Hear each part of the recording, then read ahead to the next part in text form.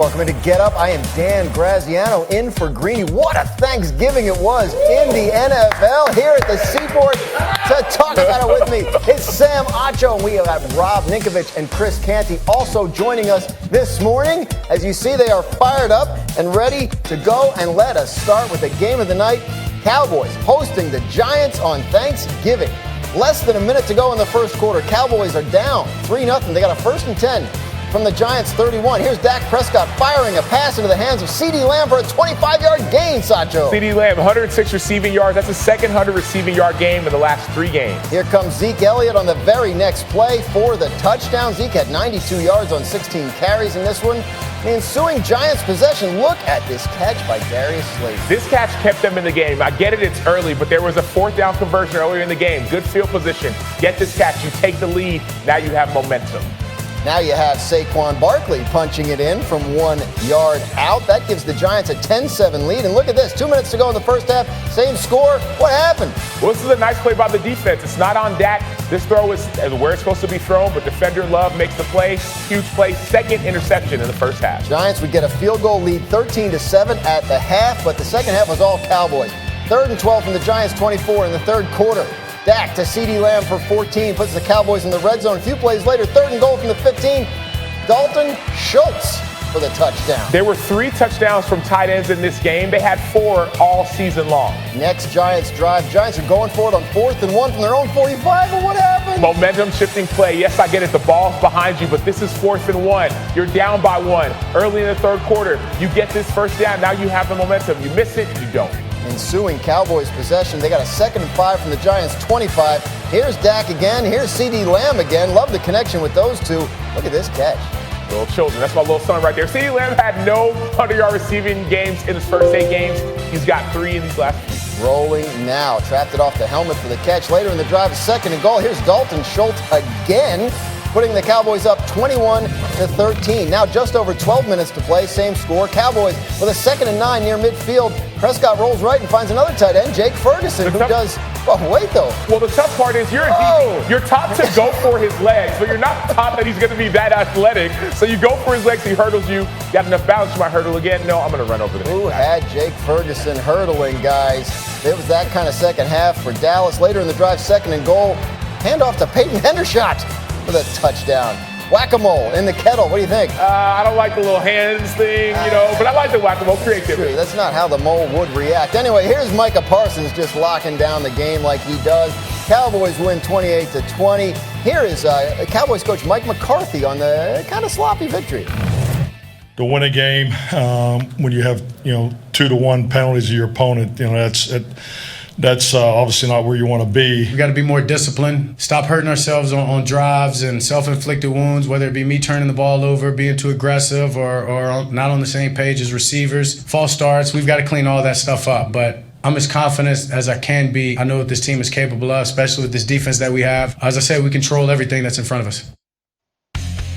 Dallas committed a season-high 13 penalties in Thursday's game, and Dak was responsible for both of those turnovers.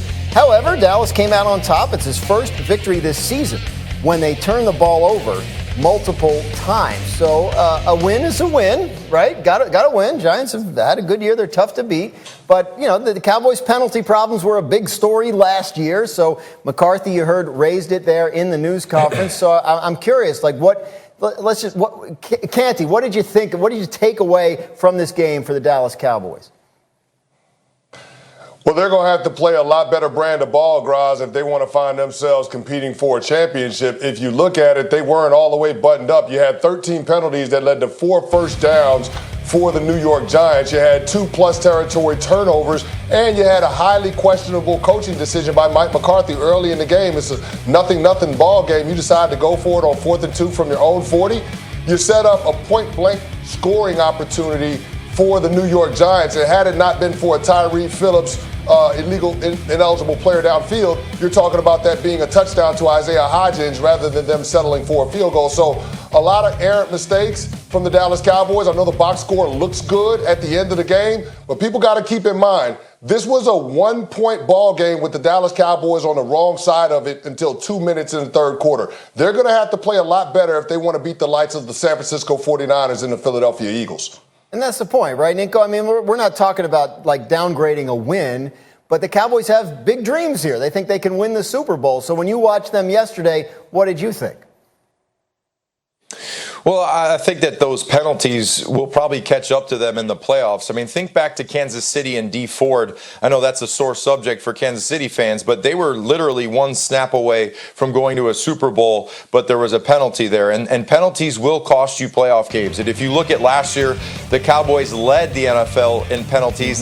And this year, fast forward this year, they're second in penalties. So at the end of the day, you can win those games against poor teams, but when it comes down to a playoff game where it's one possession or two possessions that really decide the outcome of the game, they need to be a lot better. And I just don't think that you can flip a switch, take a magic pill, and the penalties go away. No, that's something that you have to consistently work on, and they consistently lead the NFL in penalties. That has been an issue for a couple years. And look, they were -2 in turnovers yesterday, 2 interceptions by Dak. But he had a big second half. What did you take away from it? Well, it was impressive to win despite all those things, despite the penalties, despite the 2 early first half turnovers.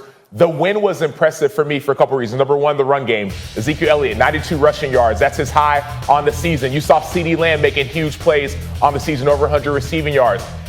And then you saw that defense. Specifically, you saw Micah Parsons. Micah Parsons had another multi-sack game. There was this period of the season where he didn't look healthy. He was dealing with some injuries.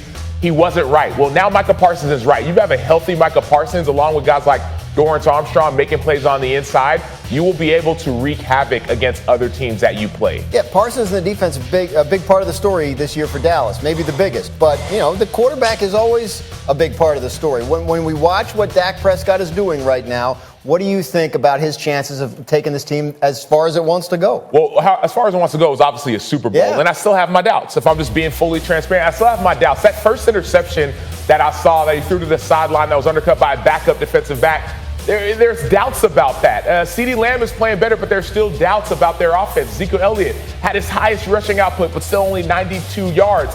I still have my doubts about about a Super Bowl when it comes to this team and their offense, right? Defensively, yes, I get it. One of the best. Number one in sacks, Micah Parsons, all the guys. But offensively, we're talking about not just making the playoffs, winning Super Bowls. I still have question marks. How about you, Canty? What do you think about Dak and the offense and the way they look right now? Well, they look great in the second half, Graz. I mean, Dak Prescott was 11 of 14, 2 touchdowns and a 149 passer rating. So that's exactly what you want. They were 4 or 5 on third downs, and they were 2 for 2 in the red zone, and they dominated time of possession in both quarters. That is a formula for success. Kellen Moore put together a masterclass when it came to the distribution of touches. 10 touches for both Zeke and Pollard in the second half. You had Dalton Schultz with 2 red zone touchdowns, and you had CeeDee Lamb get 5 catches, 4 of which went for Cowboys first down. So that's exactly what it should look like. The only problem is you got to put together consecutive good halves in order to win a playoff game. And I think that's the lens that we have to view this Dallas Cowboys team through. And so there's a lot of improvement that needs to be made between now and when the second season starts in order for me to buy into them being a true title contender. Nico, is this a Super Bowl offense?